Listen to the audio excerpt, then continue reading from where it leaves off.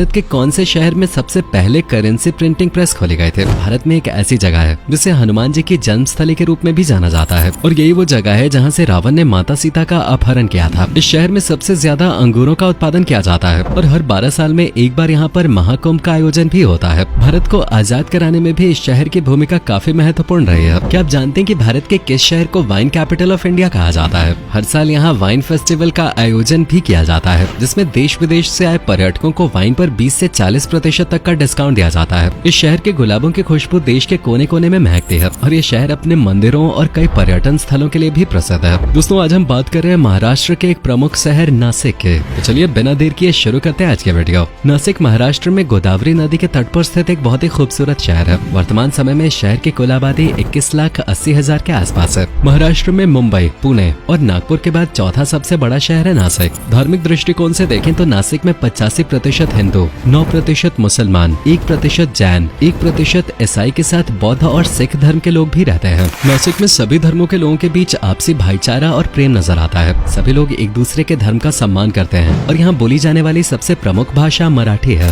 दोस्तों, नासिक का इतिहास बहुत ही पुराना माना जाता है। नासिक शहर का ये नाम कैसे पड़ा, इसका उल्लेख रामायण में मिलता है। जब शपर्णखा लक्ष्मण जी को मोहित करने के लिए वेश बदलकर उनके पास आए थे तो लक्ष्मण जी ने गुस्से में आकर शपर्णखा के नाक काट दिए थे। ये पूरी घटना इसी स्थान पे हुए थे और इसीलिए इस शहर का नाम नासिक पड़ गया। अलग अलग युगों में इसे अलग अलग नाम से जाना जाता था। सतयुग में नासिक को पद्मनगर कहा जाता था। त्रेता युग में त्रिकंटक के नाम से इसे जाना जाता था। द्वापर युग में जनस्थान के नाम से और कलयुग में इसे नासिक के नाम से पहचान मिली है। सैकड़ों साल पहले नासिक में सातवाहन राजाओं का शासनकाल हुआ करता था, लेकिन बाद में मुगलों ने नासिक पर कब्जा कर लिया और उसका नाम बदलकर गुलशनाबाद रख दिया था। भारत को आजादी दिलाने में नासिक का बहुत बड़ा हाथ है। सन 1857 के विद्रोह में महत्वपूर्ण भूमिका निभाने वाले तात्या टोपे नासिक से ही ताल्लुक रखते थे। 20वीं सदी में अंग्रेजों के खिलाफ आजादी के महासंग्राम में भी नासिक शहर कई आंदोलनों का साक्षी बना। महात्मा गांधी जी के असहयोग आंदोलन और सत्याग्रह आंदोलन में नासिक के लोगों ने बढ़ चढ़कर हिस्सा लिया था और अंग्रेजी हुकूमत की नींव हिलाकर रख देते। दोस्तों, नासिक शहर की अर्थव्यवस्था की बात करें तो इस शहर की GDP $33 बिलियन के आसपास है, जिससे महाराष्ट्र सहित पूरे देश की अर्थव्यवस्था को मजबूती मिल रही है। यहाँ पर Atlas, Mahindra, CEAT tyres, Hindustan Unilever limited जैसी कई बड़ी कंपनियां मौजूद हैं और बड़ी संख्या में बिहार, उत्तर प्रदेश और अन्य कई राज्यों से लोग रोजगार की तलाश में नासिक शहर आते हैं। बता दें, देश की पहली करेंसी छापने की प्रिंटिंग प्रेस नासिक शहर में ही शुरू किए गए थे और यहाँ पर सबसे पहले 5 रुपए का नोट प्रिंट किया गया था। कई बड़ी बड़ी हस्तियों का जन्म इस शहर में हुआ था। भारतीय फिल्म इंडस्ट्री के पितामह कहे जाने वाले दादा साहब फाल्के जी का जन्म भी नासिक में ही हुआ था। देश की सबसे पहले फिल्म राजा हरिश्चंद्र दादा साहब फाल्के जी ने नासिक में ही बनाई थी। नासिक शहर की खूबसूरती को कई बॉलीवुड फिल्मों में भी दिखाया जा चुका है। बाजीगर, मदर इंडिया, अशोका, शमिताभ, खाके और पीके जैसी फिल्मों की शूटिंग नासिक में हुई है। नासिक में बड़ी संख्या में लोग एग्रीकल्चर सेक्टर से भी जुड़े हुए हैं। सबसे ज्यादा अंगूरों का उत्पादन नासिक में होता है। इसके अलावा लहसुन, प्याज, गेहूं, धान और कई अन्य फसलों का उत्पादन भी नासिक में किया जाता है। दोस्तों, नासिक को भारत सरकार ने स्मार्ट सिटी मिशन के तहत टियर 2 की सूची में शामिल किया है। पिछले कुछ सालों में यहाँ पर कई विकास कार्य हुए हैं। शहर के इंफ्रास्ट्रक्चर में सुधार किया जा रहा है। देश का दूसरा सबसे लंबा रोड ब्रिज भी नासिक में ही मौजूद है। नासिक शहर में भारतीय सेना का आर्टिलरी सेंटर भी मौजूद है। दरअसल सन 1947 में आजादी के दौरान ये सेंटर पाकिस्तान से भारत शिफ्ट किया गया था। यहाँ पर भारतीय जवानों को आधुनिक हथियार और तोप चलाने की ट्रेनिंग दी जाती है। पर्यटकों के लिए भी इस स्थान पर एक आर्टिलरी म्यूजियम भी बनाया गया है, जहाँ आपको कई शानदार हथियार, मिसाइल्स और अन्य सैन्य उपकरण देखने को मिल जाएंगे। अगर आपको भी भारतीय सेना पर गर्व है तो एक बार इस म्यूजियम को जरूर विजिट करें। आज के समय में MiG-27, MiG-21 और सुखोई जैसे लड़ाकू विमान भी नासिक में ही बनाए जा रहे हैं। नासिक महाराष्ट्र के एक प्रमुख एजुकेशन हब के तौर पे भी अपनी पहचान बना रहा है। नासिक शहर का लिटरेसी रेट 90% से भी ज्यादा है। Symbiosis institute of operations management, K Wagh institute of engineering education and research, Guru Gobind Singh college of engineering and research centre और Maharashtra university of health sciences आदि नासिक के प्रमुख कॉलेज और यूनिवर्सिटीज हैं, जहां पर हर साल हजारों की संख्या में स्टूडेंट्स हायर एजुकेशन प्राप्त करने के लिए आते हैं। नासिक को भारत का वाइन कैपिटल कहा जाता है। हर साल 10 मिलियन लीटर से भी ज्यादा वाइन का उत्पादन नासिक में किया जाता है। नासिक की 16 विनयार्ड्स देश की सबसे बड़ी वाइन बनाने की इंडस्ट्री है। साथ ही साथ ये जगह पर्यटकों को भी अपनी ओर आकर्षित करती है। यहाँ पर सैलानी आकर कई प्रकार की वाइन का आनंद ले सकते हैं। इसके अलावा इस विनयार्ड में लोगों के रुकने के लिए होटल और रिजॉर्ट की सुविधा भी मौजूद है और इस शहर में ही हर साल फरवरी और मार्च के महीने में एक शानदार वाइन फेस्टिवल का आयोजन भी किया जाता है। स्थानीय अंगूर उत्पादक और वाइन फैक्ट्री के मालिक पर्यटकों को आकर्षित करने के लिए हर साल इस फेस्टिवल का आयोजन करते हैं। शहर में कई जगह इवेंट्स आयोजित किए जाते हैं जिसमें युवा जमकर मौज मस्ती करते हैं। सभी आयोजन स्थलों पे तरह तरह के वाइन रखे जाते हैं जिनका टेस्ट पर्यटकों पर्यटक ले सकते हैं और पर्यटकों को वाइन पे डिस्काउंट भी दिया जाता है।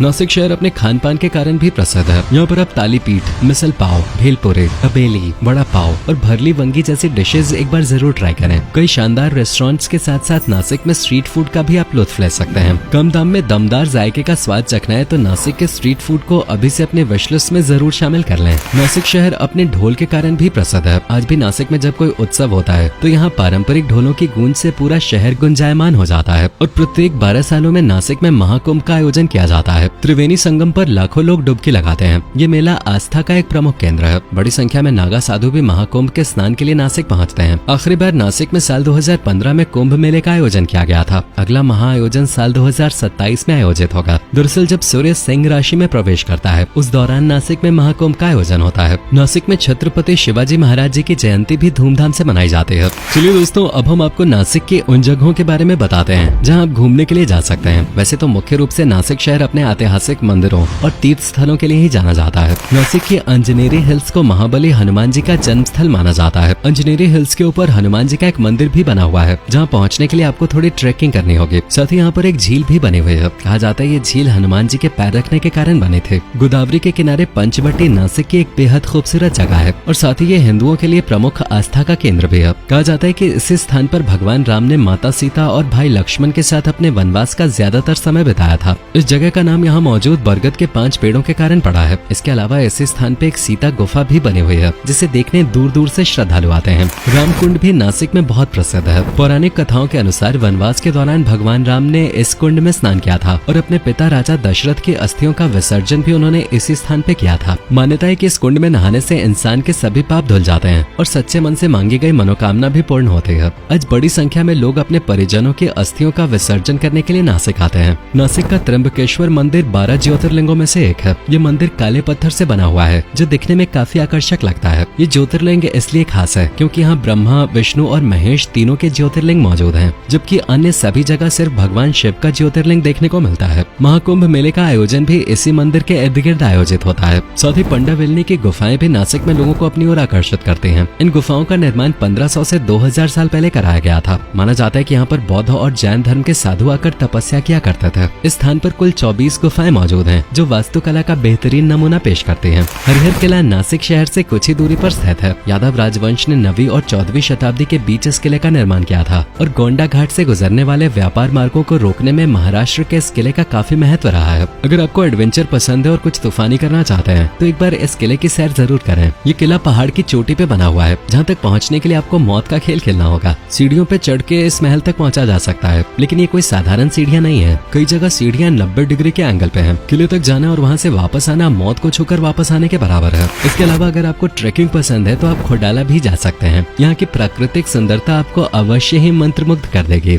अगर पुराने सिक्के देखने का शौक है तो नासिक के कॉइन म्यूजियम में आप जा सकते हैं जहाँ आपको अलग अलग दौर के सिक्के देखने को मिलेंगे। साथ ही उनके बारे में जानकारी भी विस्तार से लिखी हुई है। पूरे नासिक में करीब 30 छोटे बड़े डैम्स मौजूद हैं और ज्यादातर डैम्स के आसपास के एरिया को पिकनिक स्पॉट के रूप में विकसित किया जा रहा है। नासिक में ही मांगी टुंगी की पहाड़ियों पे भगवान आदिनाथ की 108 फीट की ऊंची प्रतिमा स्थित है जो दुनिया में सबसे ऊंची जैन प्रतिमा है। इन सब जगहों के अलावा आप Muktidham temple, Kalaram temple, Saptashrungi temple, Tapovan और श्री धर्मचक्र प्रभाव तीर्थ जैसी जगहों पे भी जा सकते हैं। जब आप इस शहर की यात्रा करें तो यहाँ खरीदारी जरूर करें। नासिक अपने चांदी के बर्तनों के लिए प्रसिद्ध है। आप बाजारों में घूम सकते हैं और विभिन्न दुकानों का पता लगा सकते हैं जो दस्तकारी चांदी के सामान बेचते हैं। इन दुकानों में आपको पूजा की आवश्यक वस्तुएं, छोटे देवी देवता, बर्तन, आभूषण आदि तरह तरह के सामान मिल जाएंगे। नासिक जाने के लिए सबसे अच्छा मौसम अक्टूबर से मार्च के बीच माना जाता है, लेकिन अगर आपको बारिश पसंद है तो जुलाई के महीने में भी नासिक जा सकते हैं। बरसात के मौसम में नासिक की सुंदरता कई गुना बढ़ जाती है। नासिक तक पहुँचने के लिए आप सड़क मार्ग, रेल मार्ग या हवाई मार्ग का इस्तेमाल कर सकते हैं। नासिक एयरपोर्ट शहर का प्रमुख हवाई अड्डा है। देश के बड़े शहरों से आपको नासिक तक की सीधी उड़ान मिल जाएगी।